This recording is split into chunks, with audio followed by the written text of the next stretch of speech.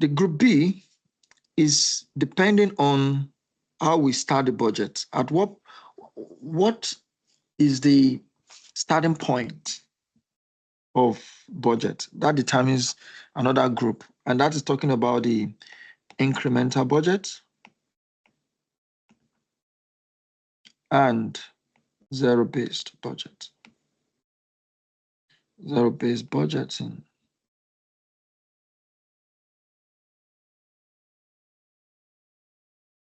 Okay.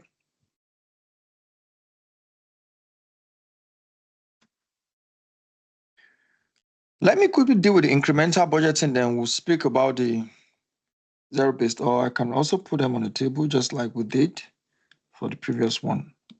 So we'll compare the two so we can see them side by side. So I'll put incremental here.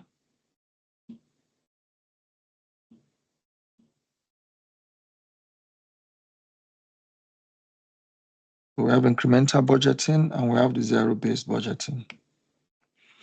Yeah. And let me explain this quickly. So for incremental budgeting, what we're saying is that we always start a budget from the last year budget. This year budget will be prepared starting from the last year budget. Next year budget will be prepared starting from this year budget. So what I'm saying is that next year budget, will be this year budget, but we'll just make some adjustments. So plus or minus adjustment. Yeah. So we're always starting from previous budget. Yeah, that's always the starting point, from previous budget. Yeah, and this adjustment that we are talking about can be maybe inflation, can be volume, or probably you know about cost changes. So maybe volume is changing, cost is changing. You can make that adjustment. So you are not doing entire budgeting all over again. You're just picking the previous year budget and you're checking, should I change this revenue? Should we change the cost? Okay, we can't sell 20,000 units again. It's only 15,000 units we can sell. Okay, reduce that to 15,000 units. So you're just making changes based on the previous year budget. All right. However, excuse me.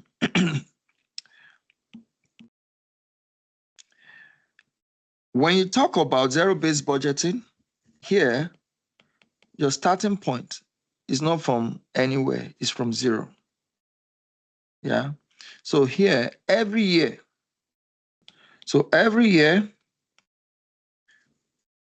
budget is started from zero base.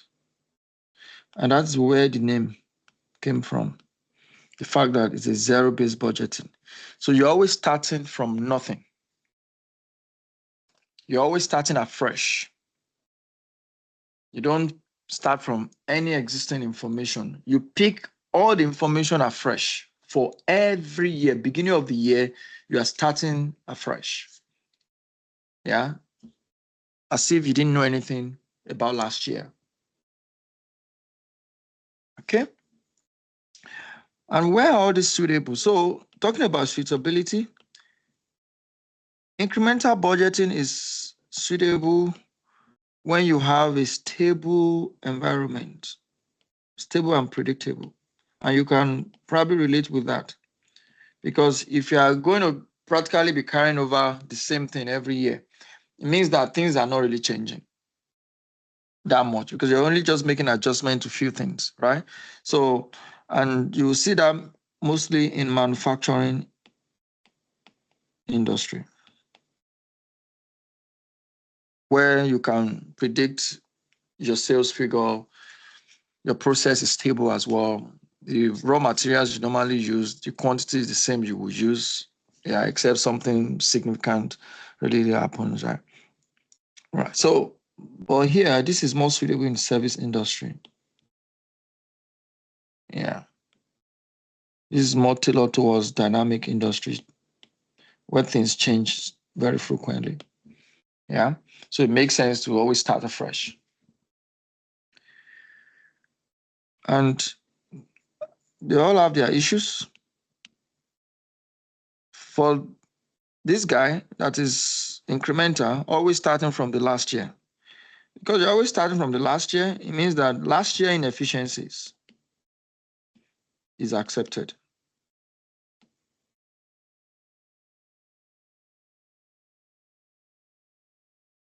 Because what have you done? You've not done anything major. You've taken the same budget that you had last year, and you're looking at it and you're saying, I'm only going to make changes to this, to that, and we'll go forward. You're not even checking to say, oh, maybe we over budgeted last year. Maybe we should have had so much budget of expenses, but you're just moving on with what you had last year. So inefficiency is accepted, which is the opposite for zero-based budgeting. But for zero-based budgeting, I'm going to talk about its advantages and disadvantages separately, right? So I will still put it here that previous year inefficiency is eliminated.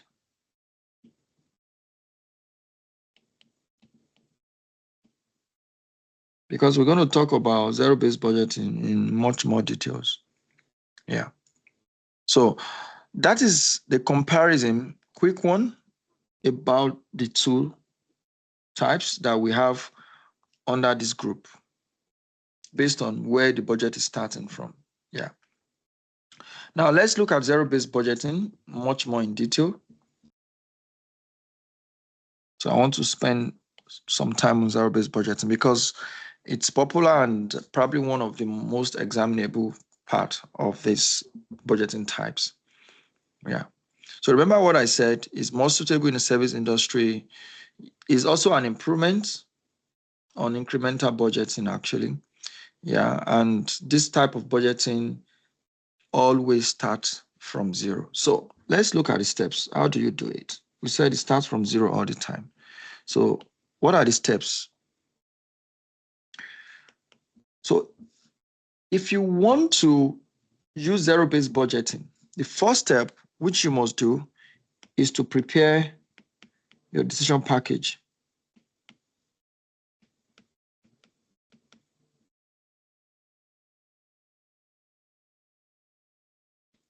Prepare decision package and cost it. And you might be wondering, what do we mean by decision package? Yeah, decision package is just simple what you are selling. What do we want to sell? That's what we're calling decision package. This is what we sell. So as a service provider, what are the services that we are providing? Let me use an example. Take, for instance, you have a dentist. You all go to dentist. So if a dentist wants to use zero-based budgeting, the first thing he has to do is to ask himself, what are the services that we are offering people that come to us? There are different things they do. Yeah, they might say, okay, we have a package called routine checks where you wash your teeth. So washing and polishing, right? They might say, oh, we have another service for orthodont braces, the auto guides. Yeah. So also there's one that we use, yeah, which is for cavity repair. So for people that have cavities and all of that, yeah, you want to fill it or you want to do whatever to it. Someone say, oh, there's another package called extraction. The people that want to totally surgically remove their teeth.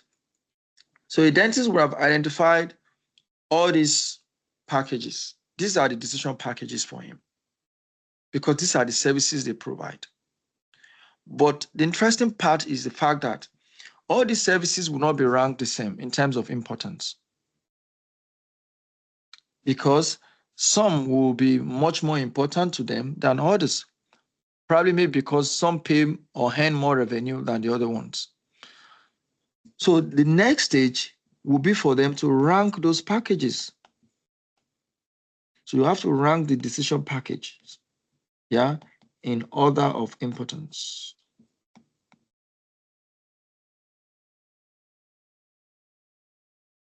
So they need to choose which one is most important amongst all these packages that they have.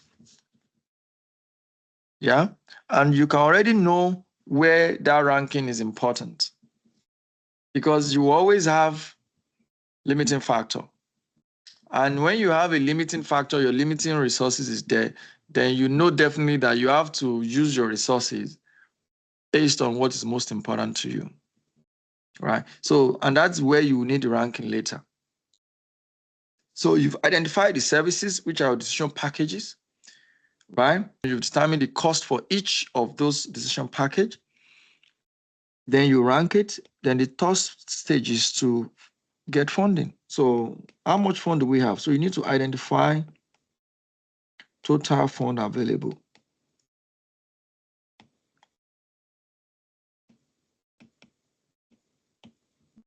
You need to know how much do we have available for this work. This project or this company that we are running, how much do we have? Is what we have that we'll spend on what we need to do. So we don't just go and spend money because people just want to create activity. We want to create activity, yes. However, we want to focus on activities that are important to us. That's why we are ranking. There has to be activity that is important to us. So now we know the total fund that is available. Then the final stage is to allocate the fund, and that is budgeting. So you start allocating the fund, yeah, to decision packages, yeah, which is based on the ranking. So that has to be based on ranking in step 2. So your most important package that you have costed here will first take its own fund. If you have money left, you go to the second rank one. If you have left, you go to the third one. So basically what you are doing here is capital rationing for the financial management guys. If you remember your capital rationing, that is just what you're trying to do. Trying to make the best from the resource that you have. And that is it for zero-based budgeting. It's a popular question. These 4 steps, easily examinable, but shouldn't be anything that will stress you. Determine your decision packages, rank them, identify the fund available, then allocate the fund, and you're good. Yeah. And the final part that I'm going to touch on it, which I promised you, was to talk about its advantages and disadvantages in much detail. Yeah, because like I said, it's popular, so but it's not perfect. Yeah. So like we know for all budgets, this also is future focused, which is good. So it doesn't focus on the past information. Yeah. Like I said earlier as well, it avoids past year inefficiency.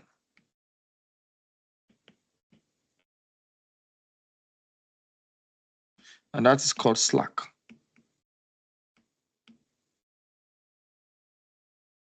Avoid inefficiencies, which is slacks. Yeah. Also, if there were errors in the previous year, this will avoid it. So it also avoids prior year errors because it's always starting a new year on a new slate, clean slate. Yeah. And because you allocate your resources based on the priority of your decision packages, then it means that your allocation of resources is improved.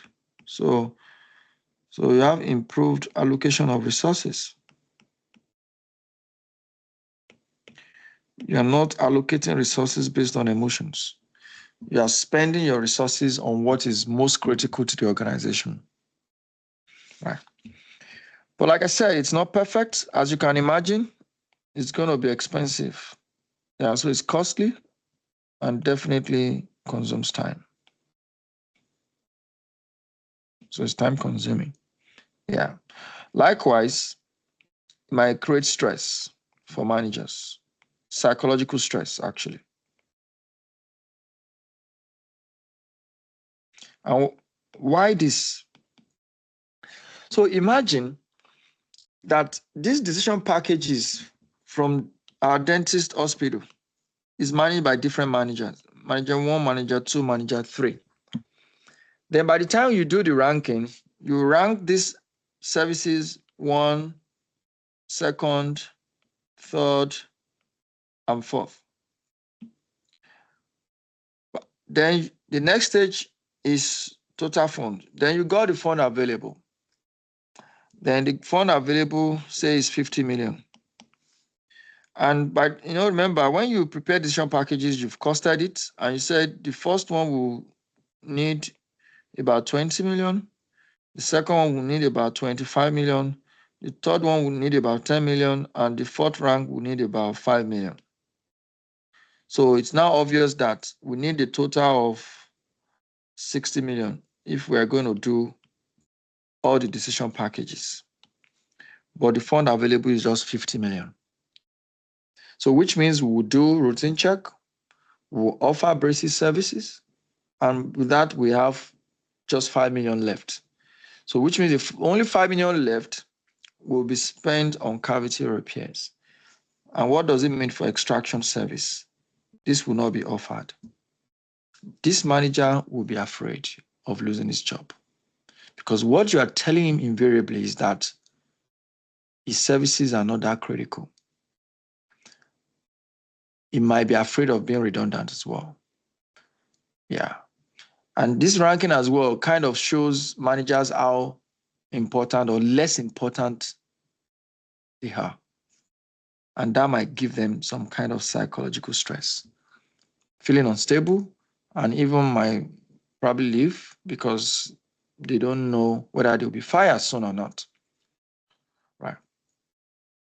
And another disadvantage is the fact that only quite relevant in the service industry.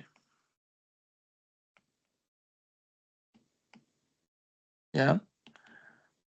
And sadly, continuity might be a challenge because you are always starting afresh.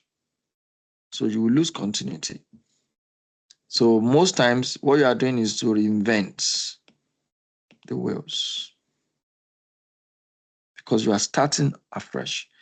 And before you know it, you might suffer even some inefficiency there because you're spending so much time to start all over again every year.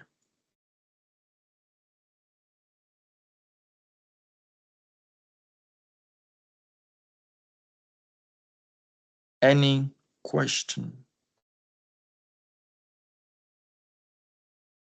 We're good? Please pay attention because once you understand this part very well, even if you don't read it, you should be able to remember. If you were paying attention today, it's something you should never forget because it's quite relatable, like I always say, yeah. Or maybe worst case scenario, by the time you play the video a couple of times, you remember everything again, yeah.